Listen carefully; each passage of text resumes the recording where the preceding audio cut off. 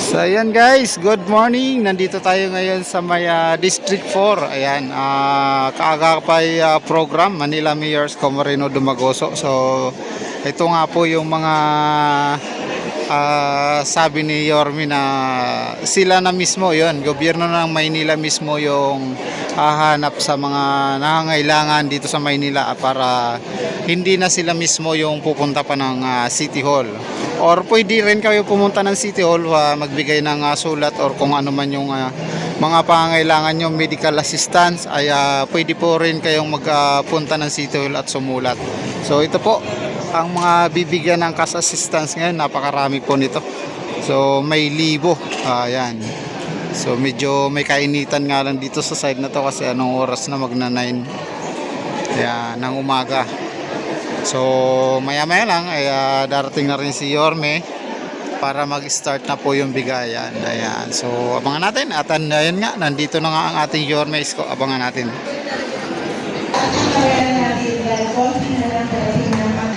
Manila Rockers! Maraming salamat po, Vice Mayor Chi Atienza. At din po mga minamahal po namin taga-Distrito 4, kasama na po natin ang dahilan kung bakit meron tayong kagaway program. Palakpakan po natin ang ating minamahal na Yorme Isko Moreno Dumagoso.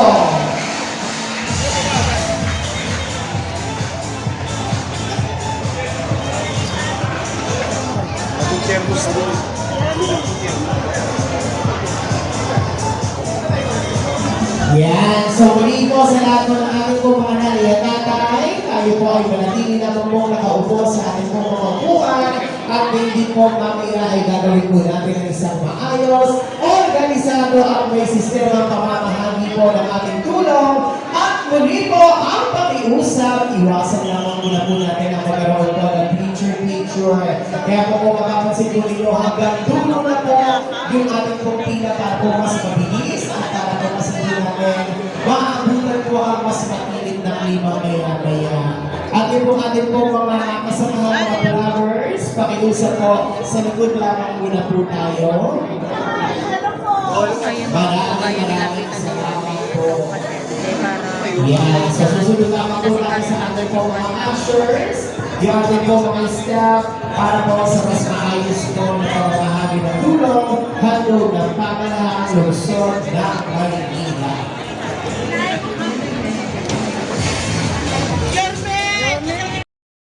Isko Moreno Dumagoso.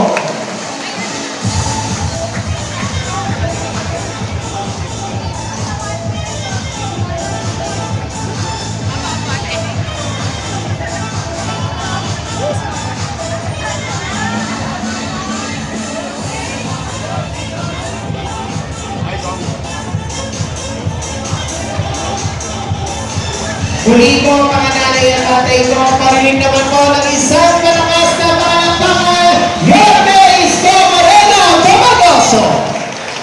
Good morning. Oy, magandang umaga sa inyong lahat. Maririnig niyo ba kami sa likod? Anyway, nandito kami ng inyong mga lingkod bayan. Nandito si Congresswoman Giselle Maceda. Ayan. Vice Mayor Chi. May asim pa. Yung ating mga kusyal. Ito lagi may clinic tour. Si Doc. Si Doc Francis. Si Kusyal Doc Francis, Kusyal Ryan Ponce. At saka si DJ, kilala niyo si DJ? Kalimutan niyo na yun. Mas mahal ko si Hana. Maganda ba si Hana? Tumama sa jackpot si DJ, no? Parang tatay. Parang tatay, Tama. Si Kusyal DJ at Hana. Andito rin si Kusyal Attorney, bako daw kayo, may bayad din sila sa likod. Hindi, sumilo kayo ng kaunti. Dito si Kusyal Lady Quintos, Ha? O, ating kusihal si Eunice. Kompleto na. O, mabili. Ito, si JTB, nandito. JTB. O, sa inyo pong lahat, no? Mag-uumpisa na tayo. Oo. Maupo na po kayo. Kumain na ba kayo?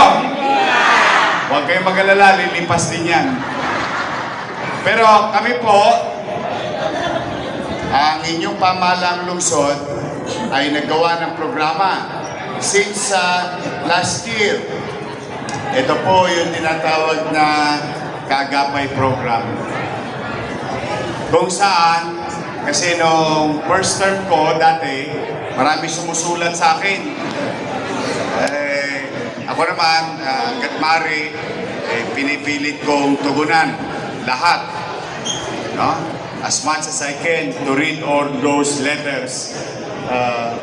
Pero itong pagbalik ninyo sa akin, bumulusok yung sulat. Sabi ko, parang marami nagkakasakit o nangangailangan sa Maynila. So inisip namin, gumawa ng ganitong programa kung saan dati-rati hinahanap nyo gobyerno. Tama, mali? Ito, baligtad. Kayo na hinahanap ng gobyerno. Kaya ginagawa namin to halos every Saturday kung saan sa abot ng aming makakaya kung hindi maibsan o masolusyonan yung suliranin ng mga mamamayan. Ito yung pagtugon sa mga labing Leors Helen ninyo. Ang dami sulat. Pag binabasa ko, namamagalang yung mata ko eh. But as much as we can, we really try to accommodate or akapin, pahabain ang aming kamay. Kaya po sa inyo, mga nanay ko, taas nga kamay ng mga senior citizen, mga may asin pa. Natanggap nyo na ba yung allowance nyo? PWD, solo parent, lahat. Hanggat may mapipiga ako sa pimpo, sasalukin ko yan. I love you too.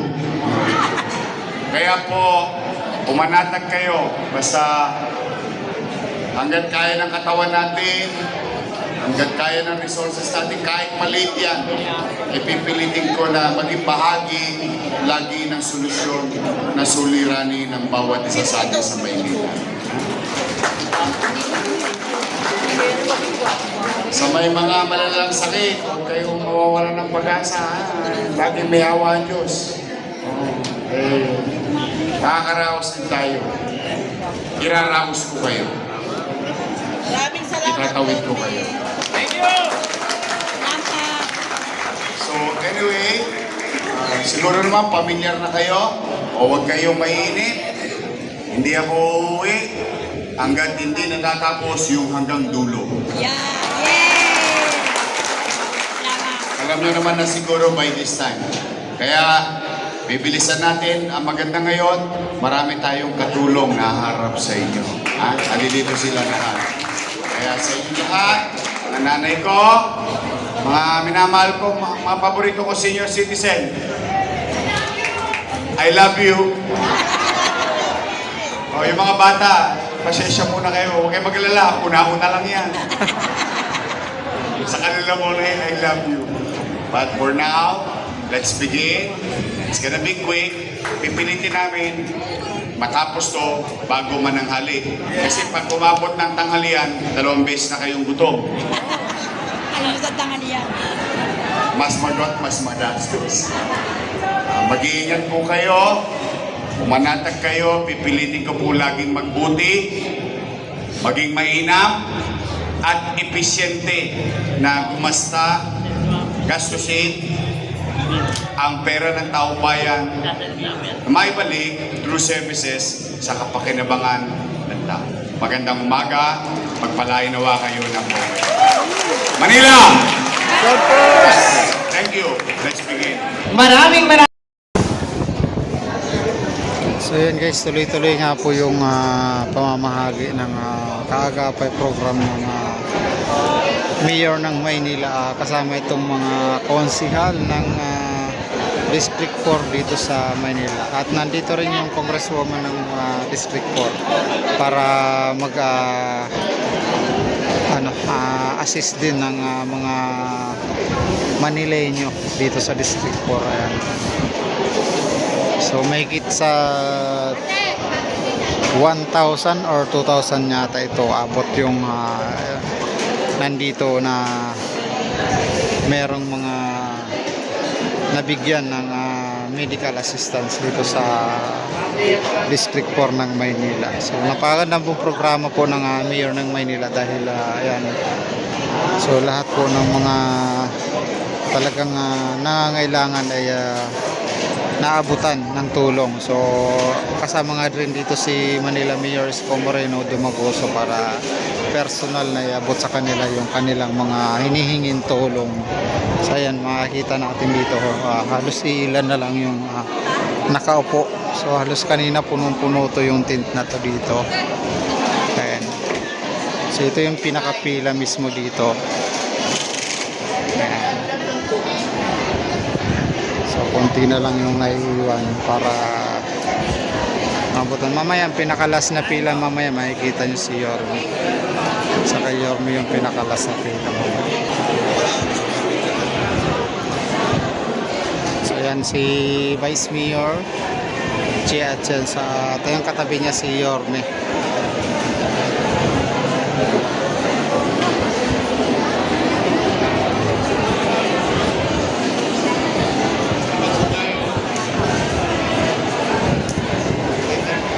So dito sa Maynila yung tax po natin ay ayan, binabalik din sa tao. Yung tax natin ay talagang makikita natin na napapakinabangan din ng Manileño, kapwa natin Manileño.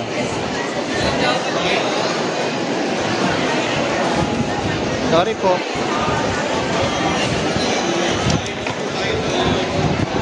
Kaya sa mga nagbabayad ng tax, lalong-lalo na yung mga nag-a-advance magbayad, yan. Malaking pasalamat talaga si Yorme dahil maraming naiipon tax, mas mabilis na nakapagbigay na din ng tulong sa mga kababayan natin na mga nangangailangan ng tulong. Ito mga konsel naman dito. Si Congressman Maceda, Congresswoman pala, Giselle Maceda, Konsehal Quintos, tsaka Konsehal Eunice Castro, tsaka yung asawa ni Konsi Bagaching, si Ma'am Hana Bagaching.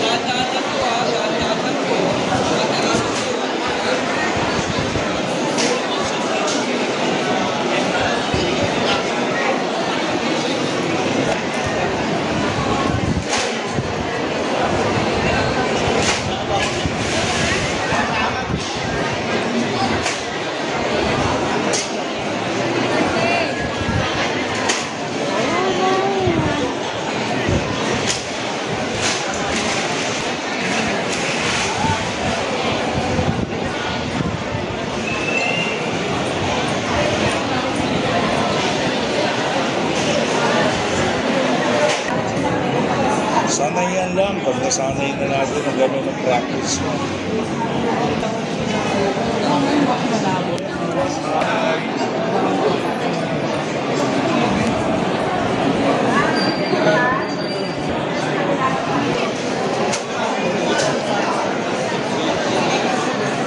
Mag-live kayo din sa diba?